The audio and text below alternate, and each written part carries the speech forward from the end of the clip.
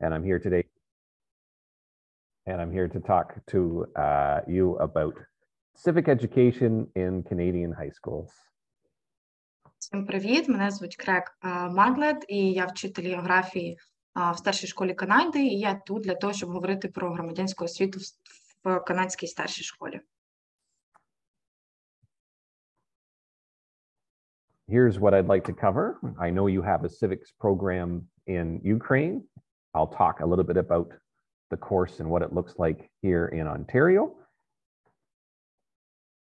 Отже, ось наш план вебінару. Я знаю, що у вас є ці матеріали українською мовою. Ми будемо говорити сьогодні про такі пункти.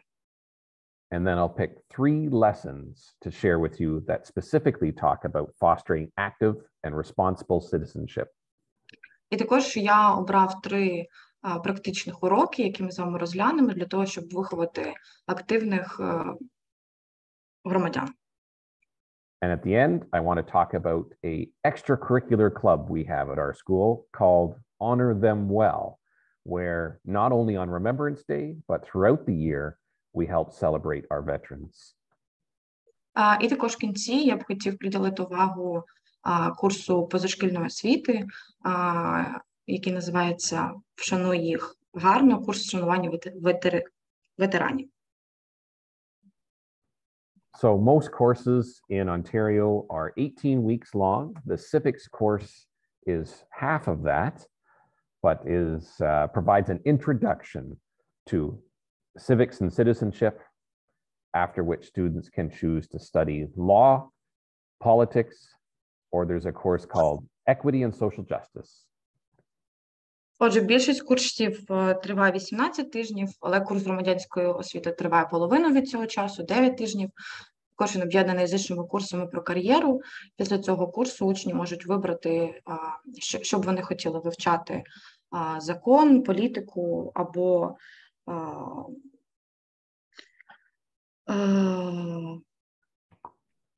can you repeat, please? Equity and social justice. Соціальна справедливість та рівноправ'я. There's a couple of different documents that I wanted to share with you, just so that you could see a little bit more detail about what we're doing in our class. The first one is for teachers to show how the course might be structured day by day. Отже, є багато документів, які б я хотів вам показати, але ми почнемо з першого. Він для вчителів. Це так, як виглядає програма. День за днем розписана програма, що має робити вчитель. So there's lots of details in these documents, but I'll just highlight a couple of key points to draw your attention to the focus of this presentation today. Отже, тут є багато деталей, але я виділив основне для того, щоб звернути вашу увагу. In this unit 1, there's a lesson called active and responsible citizenship, number 5. So in a few minutes, I'm going to share a few details about that lesson. Отже, в першому розділі є урок 5, який називається «Активне відповідальне громадянство». Через декілька хвилин я вам покажу деталі по цьому уроку. In the second unit, all about Canadian government, the lesson I want to focus in is a mock parliament, where we recreate the Canadian Parliament in our classroom. Отже, в другому розділі про канадський парламент у нас є урок 9, який називається «Модель парламенту».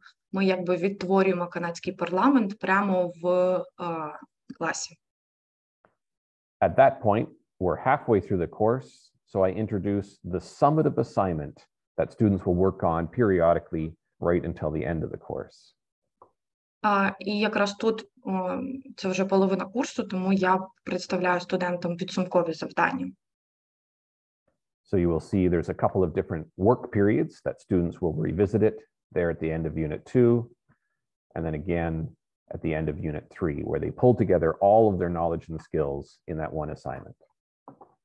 Отже, в них, ви бачите, що є декілька робіт, підсумкових робіт, і в цих роботах вони мають показати все, що вони вивчили за цей період.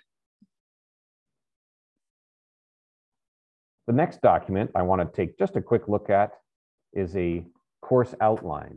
All students on their first day of classes will get an information sheet about each of their courses. Отже, наступне, на що хочу вас звернути увагу, це такий нарис або ескіз курсу. Всі студенти отримують цей документ, де сказано про те, про що буде взагалі цей курс. It provides an introduction to the course, list of units, the curriculum expectations, learning skills, and evaluations. Отже, в ньому можна знайти всю важливу інформацію, вступ до курсу, оцінювання, як взагалі отримати оцінки, які завдання будуть.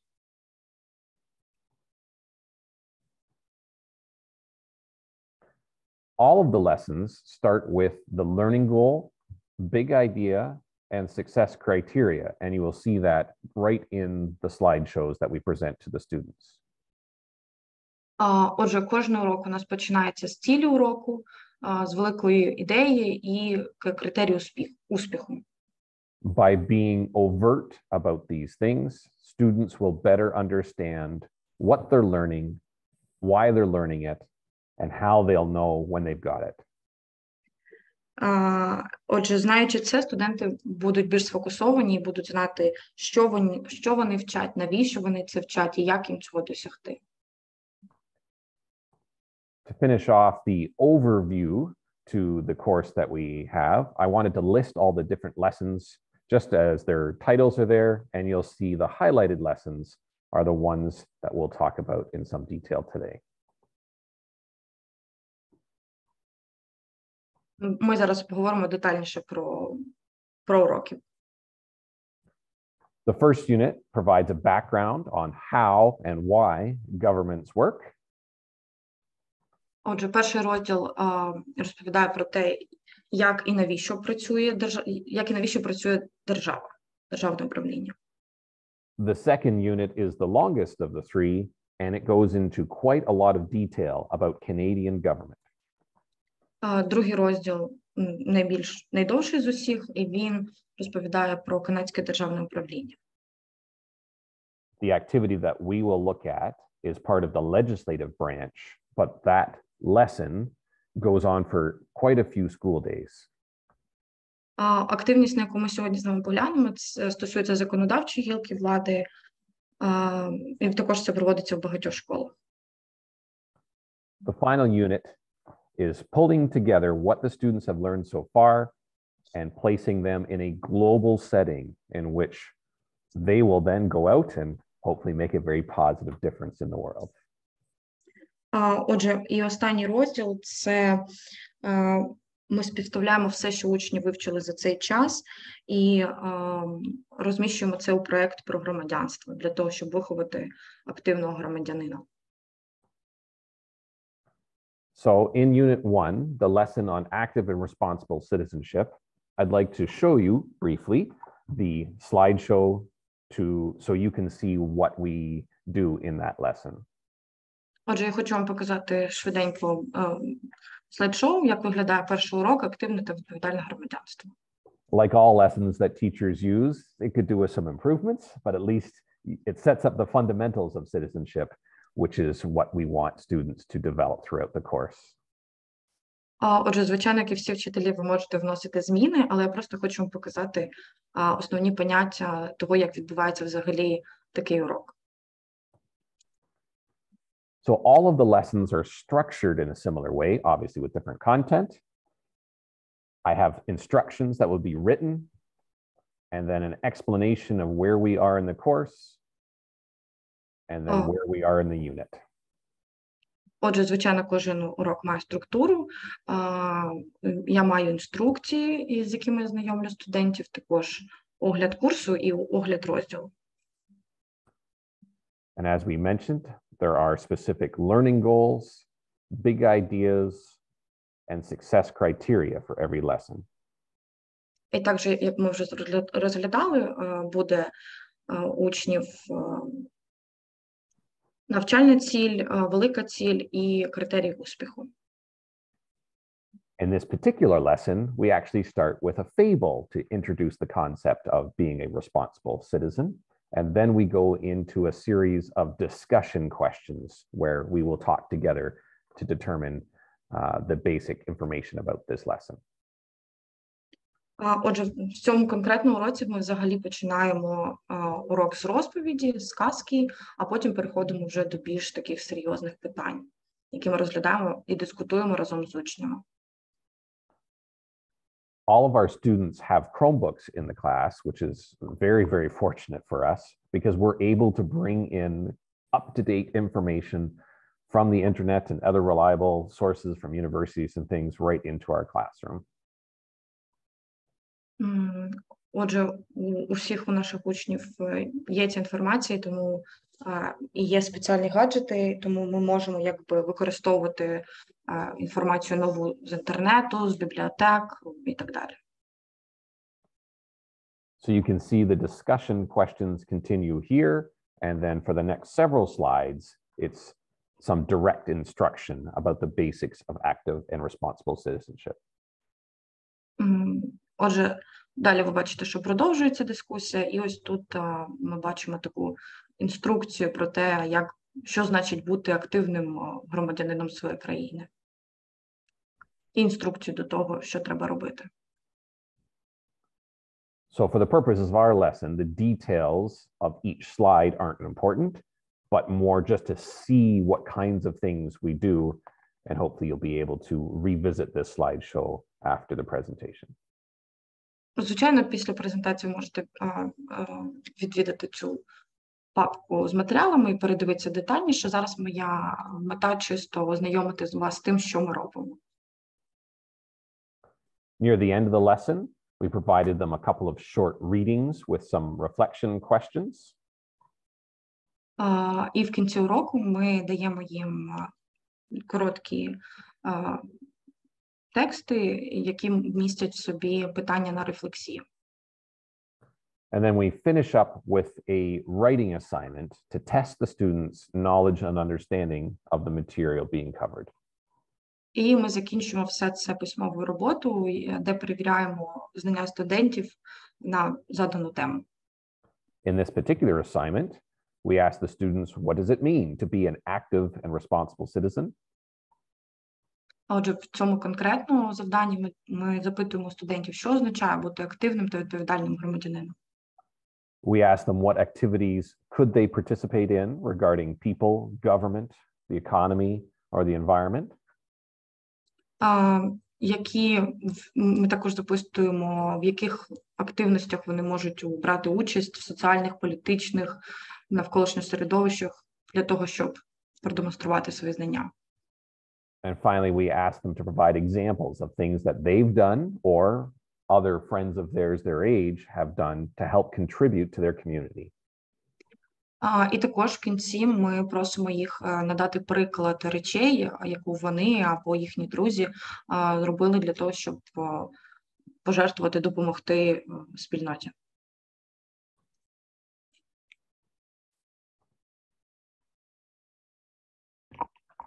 As part of the legislative branch lesson in Unit 2, we have this model parliament.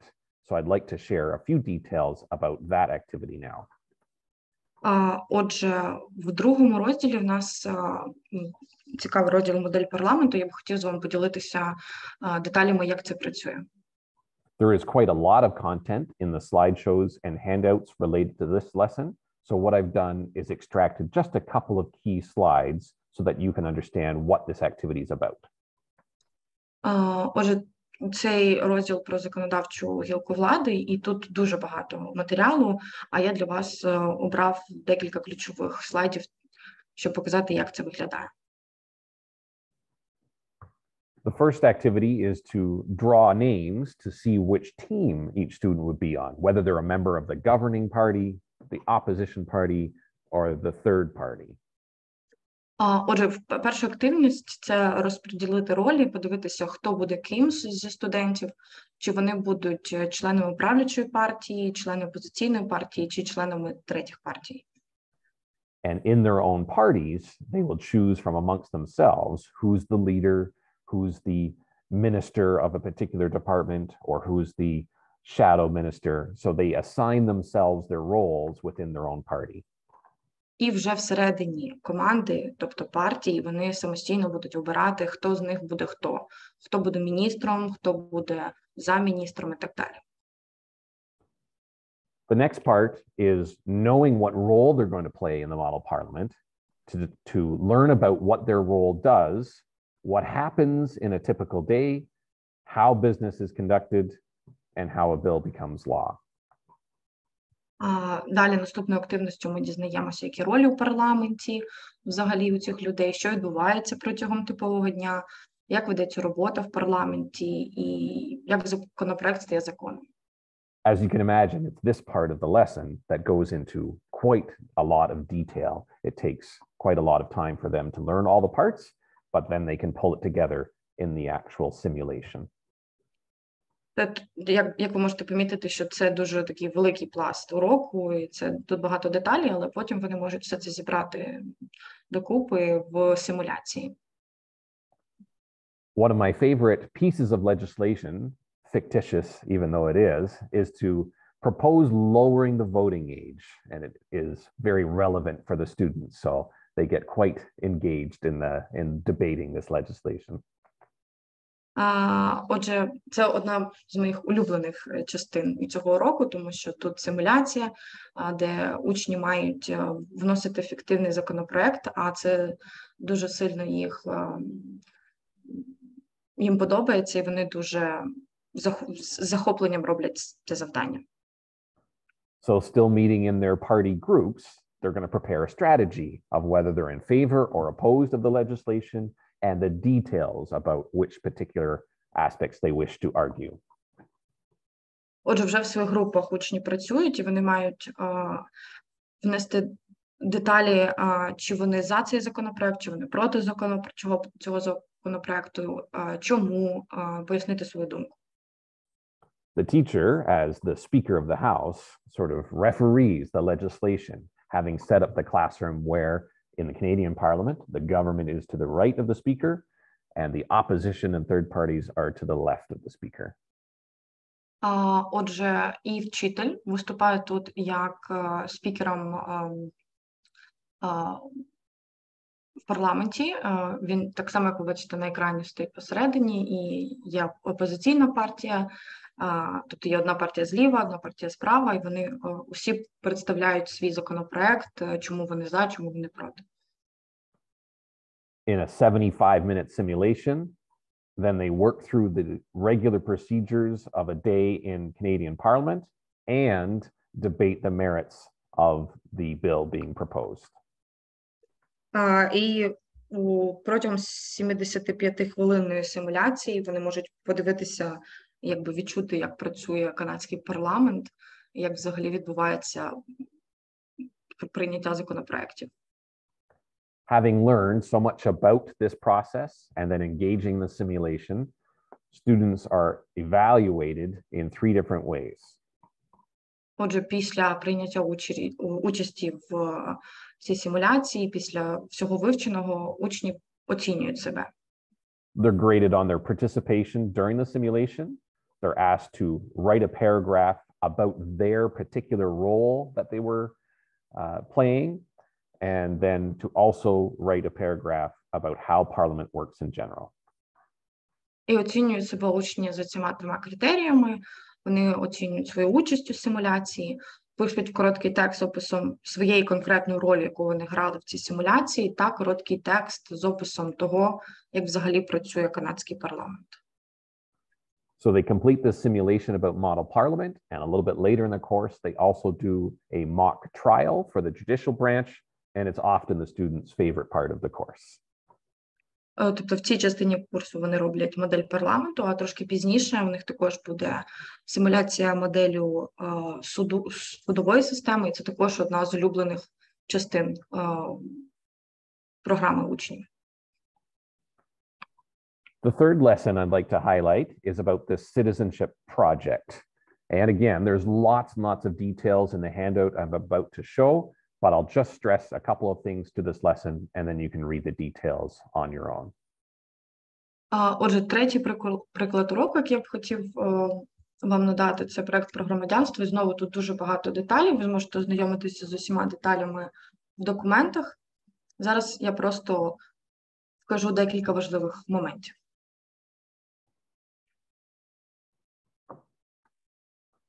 Because this citizenship project is so important and contains many different parts, it's worth a significant portion of their final grade.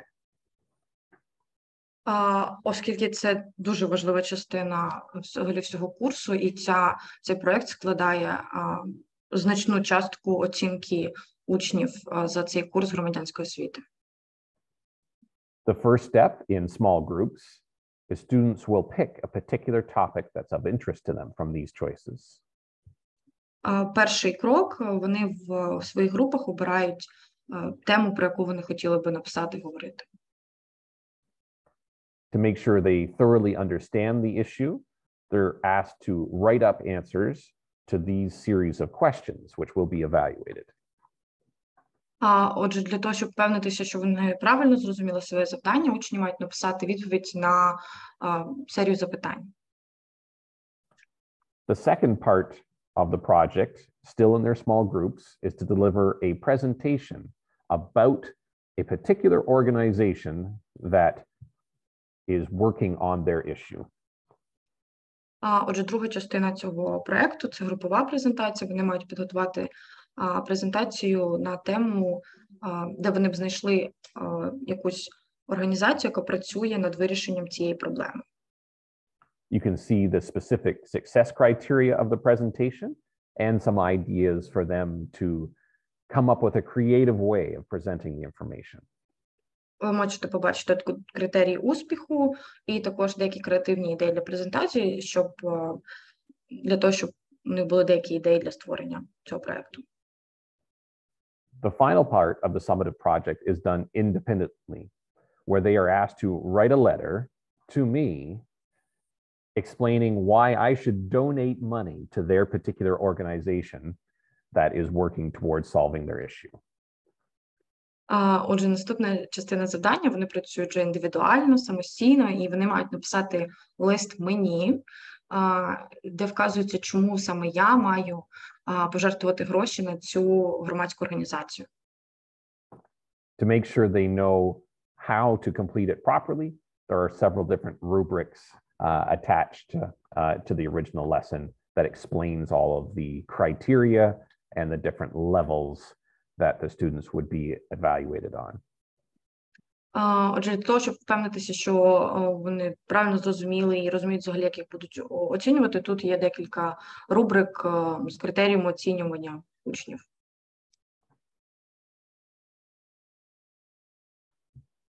Outside of class time, one of our school clubs is called Honor Them Well. And as I mentioned earlier, Remembrance Day is a very significant event, especially at our school. I think we do it quite well, but we continue to honor veterans throughout the year. Отже, це позашкільна активність, заняття.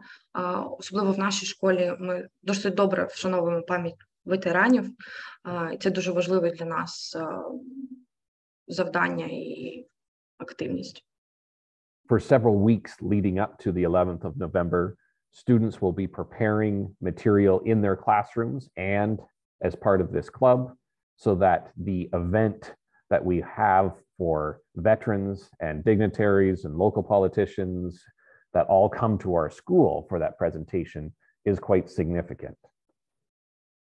Отже, за декілька тижнів до 11 листопада учні починають готувати проекти всередині своїх класів, і далі до нас в школу приходять ветерани, представники влади і інші люди, щоб прослухати ці презентації.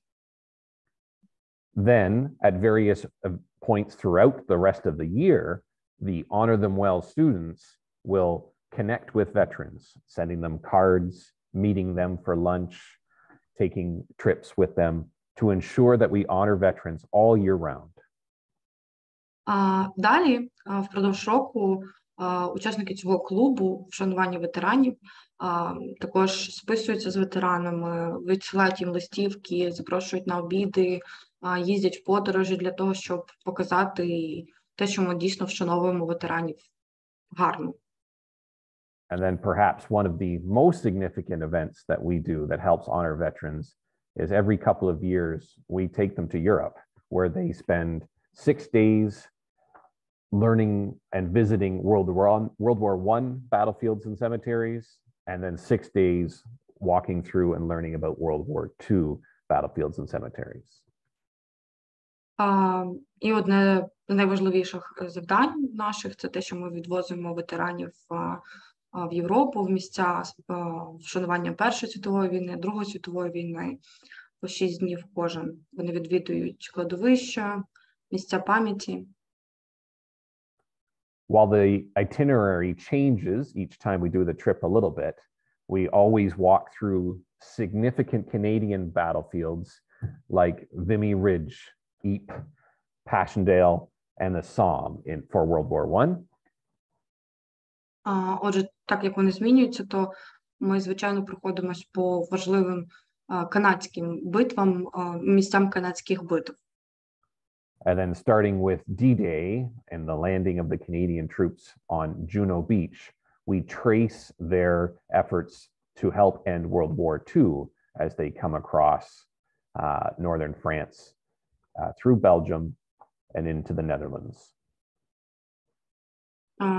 Тобто ми починаємо з місця Першої світової війни і, як він показав по екрану, провозимо їх через Бельгію в Нідерланди. This is just the Twitter feed of the Honor Them Well group, but I thought I'd bring it up just to scroll through a little bit so you can see some of the pictures and activities that students have been engaging with veterans for the last couple of years. Отже, це тільки сторінка Твіттеру, але ви можете побачити фотографії і відео того, як учні взаємодіють з ветеранами, як вони вшановують їх. So they have poster and writing challenges that are arranged by the Royal Canadian Legion that students are participating in. Це організовані також різні завдання і змагання Royal Canadian Group. Here's a group of students and veterans that met together at the Legion for a Valentine's Day lunch. А ось група студентів, які зустрілися на День Валентина з ветеранами. There are some pictures mixed in from our trips to Europe. So here we are at Vimy Ridge, probably the most famous Canadian battlefield. Це також наша фотографія з подорожі до Європи, з найбільш важливої місця канадської битви. Here's a group of students who assembled care packages to deliver to local veterans in the heart of winter. А ось група студентів, які зробили ці бокси з солодощами і також віднесуть їх до місцевих ветеранів. During our Remembrance Day ceremony, we often bring in veterans, or in this case, a current serving soldier, to share some experiences and perspective. Також під час Дня вшанування пам'яті ми запрошуємо різних людей. Це солдат, який зараз проходить службу. And I'm sure you can continue to scroll through the Twitter feed to see pictures and stories about many other activities that the students complete throughout the year. Також можна безкінечно листати цю стрічку, тому що тут дуже багато різних активностей, які учні роблять разом з ветеранами.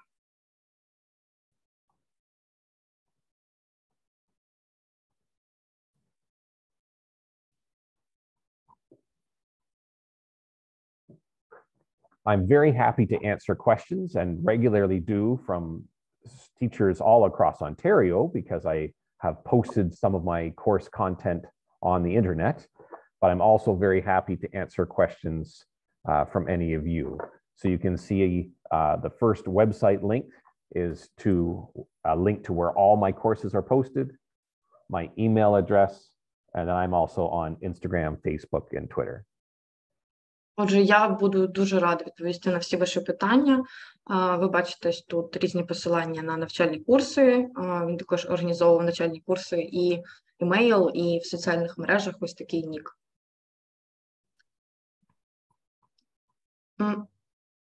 Can participants maybe ask questions if they have now. Yeah. Yes, please. Якщо у вас є питання, ви можете задавати зараз. Будемо перекладати і одразу відповідати. Так, колеги, ви можете ставити ваші питання, ви можете ставити так, тобто наживо, так, говорити, а можете писати ваші запитання чи коментарі, все, що в чаті, так, ми теж будемо перекладати.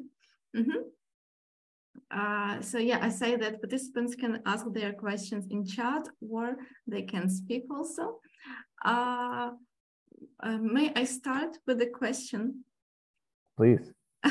Людмила, so I will ask in Ukrainian so the participants can understand, yeah? Отже, друзі, я почну тоді, від мене питання, а ви можете тоді, коли ви хочете поставити запитання, піднімаєте ручки, думаю, ви знаєте, оця ручка, як в Zoom, і ми будемо вмикати ваші мікрофончики, тому що, бачите, через такі халепи з ботами я вже не ризикую відкривати мікрофони для всіх. В мене запитання таке, яким чином курс громадянської освіти поєднується з курсом про кар'єру, і що є в цьому курсі про кар'єру, також як вони пов'язані між собою? So how this course of civic education is connected with career course of education? How do they connect these two courses? So if I understand the question correctly, how does this course in civic education lead to other courses or into real life? I'm not sure. How they connect with other courses, as you mentioned, like about career. Right. Very good. I see. They were trying to decide how to cover all of the key things we want students to learn, but to still leave choice that the students can select from their own. So they chose this to have half courses, right? So they'll have half a course in civics, half a course in careers, and they're actually not related. They just happen to be two half courses. Тобто вони не пов'язані, вони, якби, у нас є, як він казав, один курс 18 тижнів, так, і громадянська освіта – це 9 тижнів, і оцей курс про кар'єру – це також 9 тижнів. І вони, якби, залишають також учням шанс на вибір.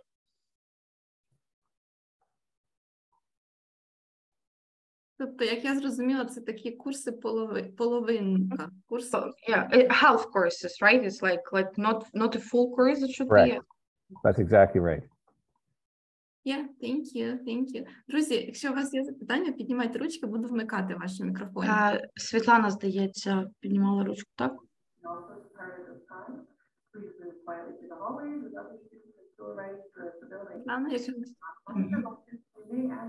Hello, hi, Greg.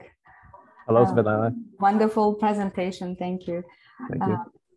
I wanted to say that to graduate, remember, like to graduate high school, you need to have like credits. So half credit for civic education and half credit for careers give you full credit.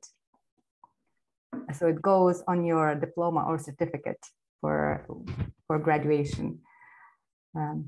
That I just wanted to point that out. So it also creates one full credit for graduation. Right. Тобто, для того, щоб отримати сертифікат про освіту, так, нам потрібні кредити, і ось цей курс громадянської освіти, і також курс про кар'єру, це як половини кредитів, і загалом у вас виходить один кредит у студента. Так.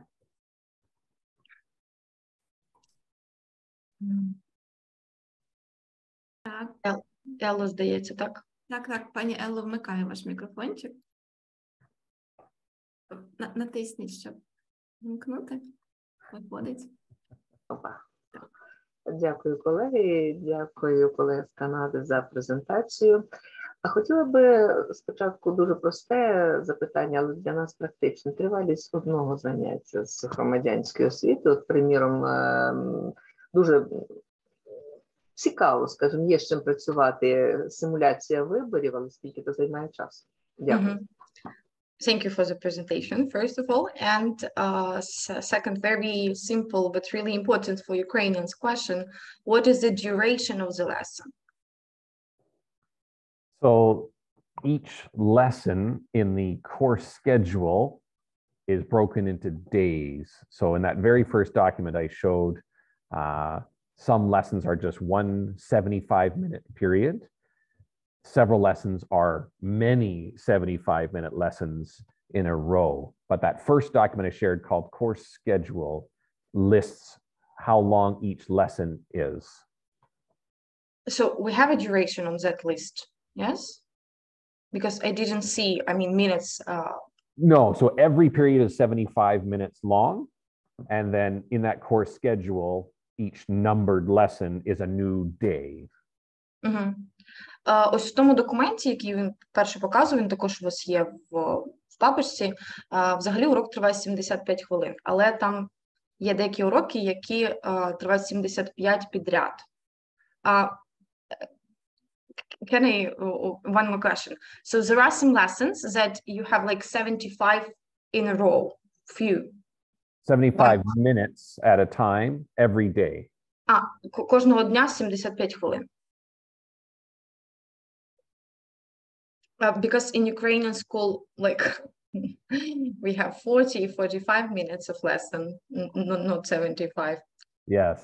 We have those shorter lessons in elementary school, grades 1 to 8. In high school, they jump to 75-minute periods. В Канаді також 40-45 хвилин початкова школа і середня, а в старшій школі вони вже якби стрибають на довші уроки 75 хвилин. Дякую за відповідь. У нас громадянська освіта самостійним курсом запроваджена уже 5 років в 10 класі, як самостійний курс, не складова гуманітарних дисциплін, а саме самостійний курс. І рекомендовано 90 хвилин, тобто пара. Ось, але навіть в одну пару я би не рискнула вмістити симуляцію виборів, тому що вона дуже зачіпає дітей. От, і що робити, якщо не вклалися в час? Що роблять канадські спеціалісти? Дякую. So Ella is talking that in Ukrainian schools, the civic education, it's part of self-education. It's more like for 5 years. But anyway, we have like a 90 minutes. If we have lessons at school, we have 90 minutes lesson. And Ella is wondering that it's quite like a short time for this stimulation, because children and students, they are so engaged and they want to speak and to participate, and this is like a short time, even 90 minutes. So her question is, what should we do if we see that we are short of time, that we don't have time? What I've done is to monitor the time span, and I've actually written up in the lesson the details of how long each part of the simulation should take. So as Speaker of the House, I cut them off after a certain portion of a particular activity. We'll move on to other activities, but okay, question period is now over. We're going to move on to something else. Отже, як спікер палати і парламенту, я можу їх обривати, і також у нас є детальний план похвилинно, що ми робимо на кожний період уроку, тому якби я можу їх припиняти їхню дискусію. It's unfortunate to have to cut students off, but if we're going to finish the course, then we need to keep going. Yeah, it's really interesting. Even me, as a student, I think, wow, it's cool to participate in such kind of discussion. It's interesting. Mm-hmm.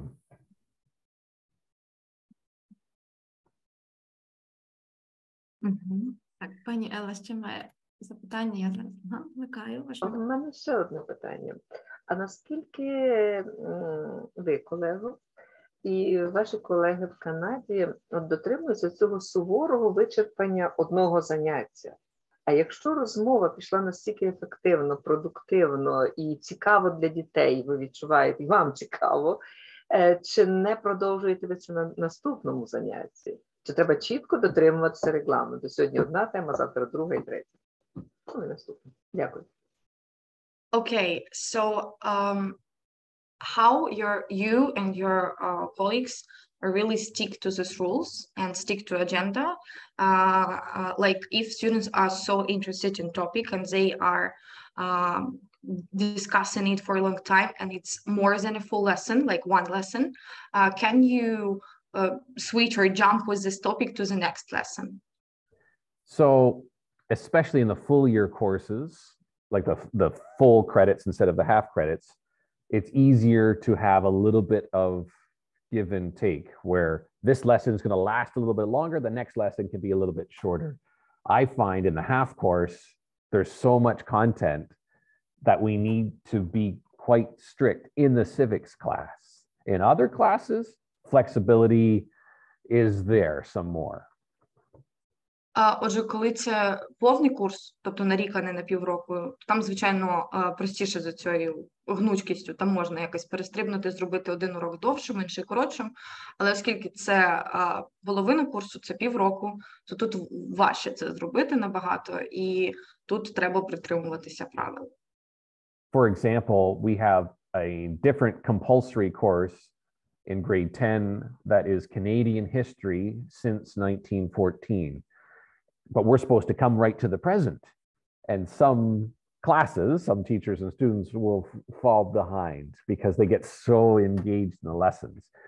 We can afford to move like an accordion and stretch and shrink a little bit, so long as we get the key components of all of the time periods in that course. Ну, наприклад, у нас є такий курс канадської історії, який починається з 1940 року, і там, звичайно, вчителі можуть свої уроки, наче акордеон, розтягувати, тобто щось коротше, щось довше, але, звичайно, дуже важливо, щоб були розкриті всі ключові дати в історії.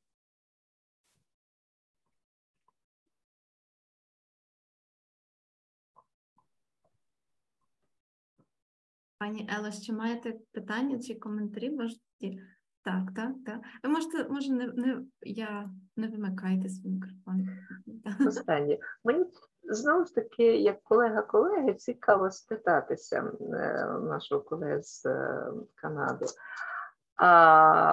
Тому що ми перед тим, як створити програму загальнодержавну з громадянської освіти окремого курсу 10 класу, підручники, а в нас їх 4 різних авторів, ми багато вчилися. Ми вчилися в європейських практиках, американських і канадських. Чи знайомився, ну, зокрема, сьогоднішній наш модератор, скажімо так, з матеріалами, які є сьогодні в Україні? Ну, в нас вони, правда, цікаві, дуже практичні. От зміни, які стали за останні 5 років. Дякую. So, for making up, for creating books, copy books, like course books for civic education in Ukraine, our teachers, they've been interviewing and they've been asking for help for American colleagues, Canadian colleagues, and also Ukrainian colleagues to create these books. And in our Ukrainian education, now we have 4 books for 10 grades. And Ella is asking, maybe you have ever seen these books or read these books, or I don't know, like just have you ever seen this book that we have in our Ukrainian education market? I haven't seen that, no. When I was vice principal for 10 years, I was not a teacher and I left, but then I chose to return to teaching and I had to relearn the curriculum because it had changed and put things together. I chose to gather the best resources from all over and create a online repository of information. So 20 years ago, I used to teach from a textbook. Now I'm constantly changing my lessons with the latest statistics and the latest whatever. That still meets the expectations because I'm so fortunate to be able to teach and learn online. The students are in front of me, but they all have devices so that we can communicate electronically. Отже, у нього був досвід, на деякий час він був замісником директора, і на той час він не викладав, але потім повернувся до викладання. Також він якби матеріали з усього світу також по цивільній освіті дивився, але, на жаль, з українськими підручниками не знайомий. Тому, але зараз є через те, що все-таки в сучасному світі і в них є можливість використовувати гаджети на заняттях, різні додатки, тому зараз він постійно змінює програму, не йде по одному підручнику.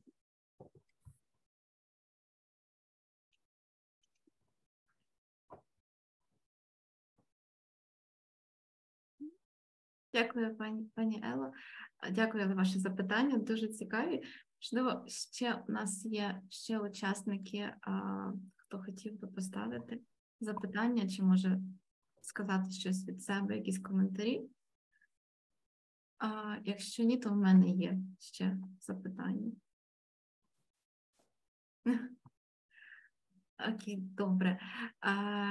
So I have one more question, so I think Людмила will translate my question, so I will speak Ukrainian. Отже, в мене запитання щодо вшанування ветеранів. Це досить буде, уже є і буде досить актуальною темою для нас, для України, я думаю, наступних років. Багато наступних років. Так, в мене питання таке, ось ці ветерани, яких вшановують діти, так, чи це ветерани якісь з якоїсь ветеранської спільноти, чи з організації, тобто, простіше кажучи, де ви знаходите ветеранів, чи це одні й ті ж самі ветерани, і чи це вони постійно якісь різні, і чи є якісь, як ви сказали, чи є якийсь зв'язок дітей з цими ветеранами між цими акціями? Чи діти з ними комунікують між цими подіями, чи це тільки від події до події? Ось так, як це відбувається? Цікаво, як це відбувається технічно там на практиці. Дякую. So talking about this last topic, honoring veterans and honoring them well, it's really significant topic for Ukraine, probably for next a lot of years. And Elena is asking about, first of all, where did you find these people? From where? Are they like organization of veterans or where are they from? And also, are there any connections between children and these people through the year, all over the year? Or just like from event to event? In our community of Уксбрідж, we have a teacher who is just recently retired that had a particular interest in passing the torch of remembrance to the next generation. So when she was teaching here, she worked diligently with students, and now that she's retired, she's actually able to go out and connect with more students in our community. So we have a banner program that honors veterans that goes up in the streetlights. And we have these connections with the veterans and children that she helps facilitate because of her own interest. She has inspired us to continue to remember and honor veterans such that the schools and community groups now carry on those activities even without her guidance. Отже, у нас в нашому колективі є вчителька, яка нещодавно вийшла на пенсію, і це вона завжди говорила і говорить про важливість передавання пам'яті з покоління до покоління, і саме вона нас заохочує для того, щоб знаходити цих ветеранів і проводити для них активності. Can I ask a question about this teacher? So, was she a military or she's just a teacher? She was just a gym and cooperative education teacher who developed on her own an interest, and it's become a lifelong passion, which she's been able to share with everybody. Тобто вона навіть не була військовослужбовцем, вона була просто вчителем фізкультури, і це була така її пристрасть для того, щоб передавати ці знання з покоління в покоління. Thank you. Дякую. Ще хочу додати, Тут також, з чим ми будемо стикатися і вже стикаємося в даній ситуації, що ці люди, ветерани, так, це люди не похилого віку і це не така історія у нас буде, що там потрібно передавати пам'ять швидше. У нас буде новий, абсолютно інший кейс, який ми будемо так само будемо знаходити, так, щось інакше, тому що це люди молоді, це наші там чоловіки, брати, так, які повернуться з війни, вже повертаються з війни. Цих людей близько, наразі, людей задіяних у війні, близько 1 мільйона, включаючи всіх, так. І це набагато буде така масштабніша історія, це те, що ми будемо винаходити, ось прямо зараз вже будемо це робити, вже, я думаю, дехто і робить, мабуть. So in Ukraine we have a little bit different situation because now in the war there are about 1 million men and they're young men, and of course they will come back hopefully from the war, and we need to create kind of new everything because they're not old people. We don't need like to honor because everyone remembers this at this point of time. So it's a little bit different, and probably now some people are working on this topic. Which is great, right? To honor their work even as they currently serve or recently served. And that has been one of the biggest projects that Honor Them Well has tried to develop. Is we remember World War I and World War II, but we forget about the conflicts that are ongoing, which Canadian soldiers are assisting with, and those veterans are still with us. They need to be honored, especially so, and supported, and it's an important part of honoring our veterans for sure. Так, звичайно, це дуже важлива частина, тому що ми, звичайно, ми не забуваємо про Першу світову війну і Другу світову війну, але чомусь ми забуваємо про конфлікти, які зараз відбуваються. І також дуже важливо вшановувати більше не пам'ять, а просто вшановувати службу цих людей.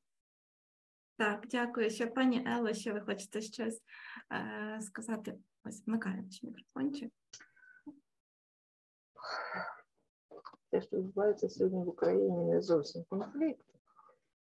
Слово конфлікт звужує, але я не про те хотіла спитатися. Я хотіла спитатися от як колегу, як досвідченого педагога і як адміністратора, який виконував функції адміністратора, заступника директора. Для української школи вшанування ветеранів сьогоднішніх, є дуже непростим, бо травматичним для дітей. Що порадили ви як колега і як адміністратор, скажімо, вчителям, як говорити з дітьми, вшановувати ветеранів, уникаючи, з вашої точки зору, уникаючи цих ризиків, травмуючих ризиків? Ну, хоча б декілька чинників, 3-4 чинники. Поради. Ну, як пам'ятка. Okay, so as in Ukraine, these events connected with veterans, they are very traumatic, both for children and for teachers. What can you recommend to Ukrainian teacher, like kind of points 1, 2, 3, 4, how to organize these meetings so they not be so like avoiding this traumatization and but anyway honoring our veterans? That's tricky for sure. Age appropriate activities obviously is essential. What a fourth grader will understand and be able to process, and what a 10th grader can understand will be very different. One always has to be honest, truthful about what's happening, but also put it in context that will not further cause trauma than already has been. I'm not an expert in dealing with current conflict, but I know our school district, for example, has people to help support teachers when tragedy strikes. A very specific example for our community, we had a tornado come right through Уксбрідж last May, and it didn't last long, but it went right through town and destroyed houses, and people died and everything else. So, but the support from the school district that comes to the school to support teachers, to support students directly, was key. So tapping into any resources that the government or your school can provide to help frame what teachers do in the classroom, I think is really important. Ну, оскільки немає досвіду, якби не професіоналів в цій сфері, єдине, що можна порадити, це, звичайно, дивитися на вік дітей, тобто, що буде прийнятним для 4 класу, звичайно, там неприйнятне для 10-го, і те, що вони можуть переварити і усвідомити різно. Але одна порада – це звертатися до якихось організацій, творчих організацій, які допомагають саме з вчителям, тобто допомагають вчителям зрозуміти, як взагалі цю інформацію представляти дітям. Тут, наприклад, навів приклад, як в минулому травні було торнадо в їхньому місті, і також зруйнувалось багато будинків, люди померли, але саме за допомогою ось цих от ком'юніті, які за допомогою творчості також допомагали і вчителям, і учням. Це було ключовим фактором для того, щоб якось вийти з цієї ситуації. Дякую. Боюся бути недоїдливою. Саме останнє питання. Чи розглядається в курсі громадянської освіти в Канаді тема війни як вищий вияв конфлікту? В нас через те, що відбувається уже більше року, додані спеціальні теми в громадянській освіті. Приміром, там цінності, ідентичність, вимір в умовах війни, там економіка в умовах війни. Але в нас, коли ми говоримо про конфлікти, ми говоримо, що війна є вищим виявом конфликту і обговорюємо це з дітьми. Чи обговорюється от тема війни в громадянській освіті в Канаді? Дякую.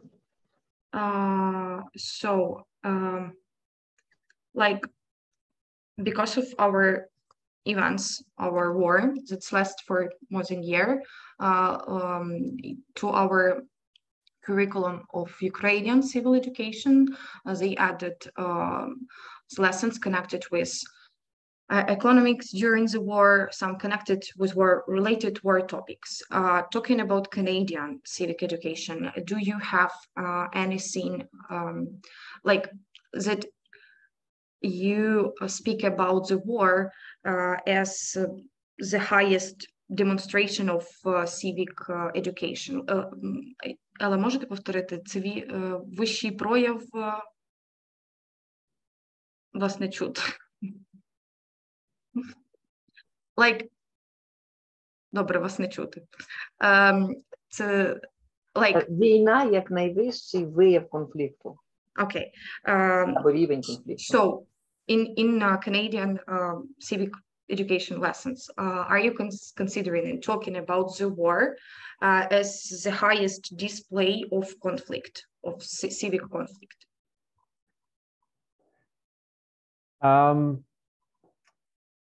In the grade 10 course, it is quite an introduction. It is very basic information. When students are in politics, law, or equity courses later, they will broaden their study to other subject matters that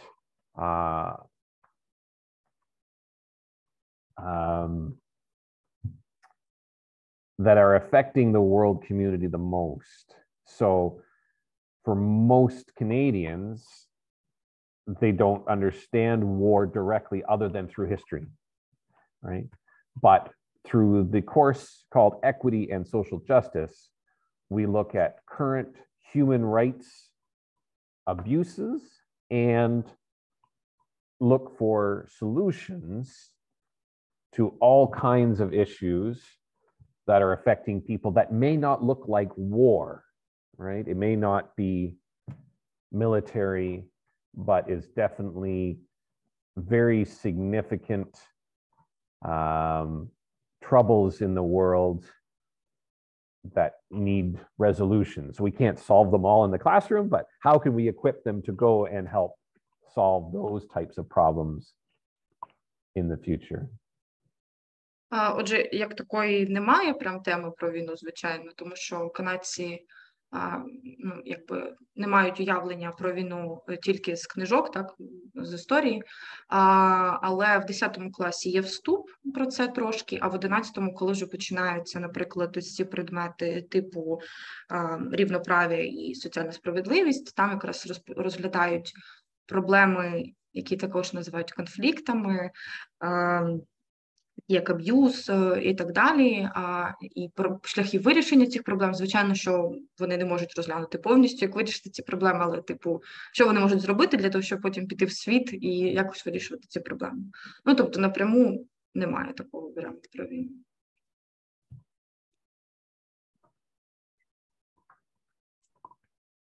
Дякую, пані Алло, дякую за ваші запитання, за вашу активність.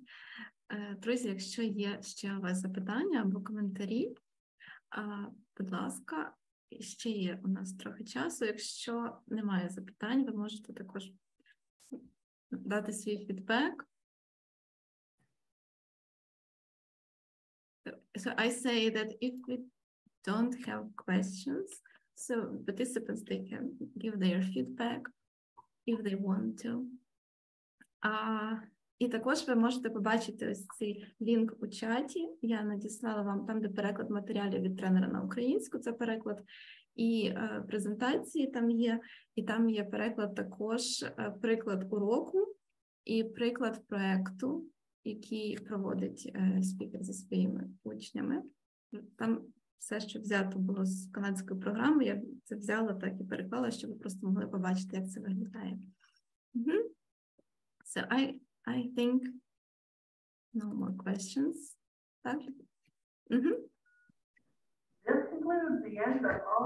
I apologize for the announcement. Clearly, school is still in session. Yeah.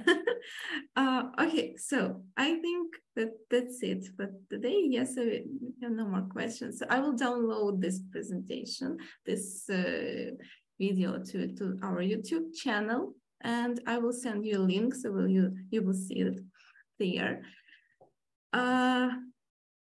Thank you. Yeah, we have something. Thank you for sharing. This from Svetlana. Thank you for sharing, Craig. Wonderful session. Yeah. Дякуємо всім, хто приєднався до нас і хто ще буде дивитися цю презентацію у запису. Так, thank you, Craig, for your time and your efforts for supporting Ukrainian teachers, for sharing your experience. It was very valuable, and I hope we will see you in future for more sessions. Дякую. Many Canadians are flying the Ukrainian flag all across the country. I mean, we have lots of people with Ukrainian heritage in Canada to begin with. But definitely in the last year, Ukrainian flags are all over. I hope that through sessions like this and many other avenues that Canada and Ukraine will continue to strengthen our bond between our two countries. Thank you so much for inviting me to present today. Дуже дякую за запрошення. І також за останній рік у нас багато з'явилось українців в Канаді, і багато українських прапорів також підняли в Канаді. Тому буду дуже щасливою брати участь в наступних презентаціях. Так, друзі, якщо ви будете дивитися запису, ви зможете побачити також лінк на матеріали від тренера в описі до цього відео. Дякуємо всім вам. До зустрічі на наступних семінарах, вебінарах від ГО Смарт Освіта. Thank you so much, Craig. See you. Thank you, Lana. Thank you, everybody. Bye-bye. Bye-bye. Goodbye. Thank you, Margaret, for joining us too. Goodbye.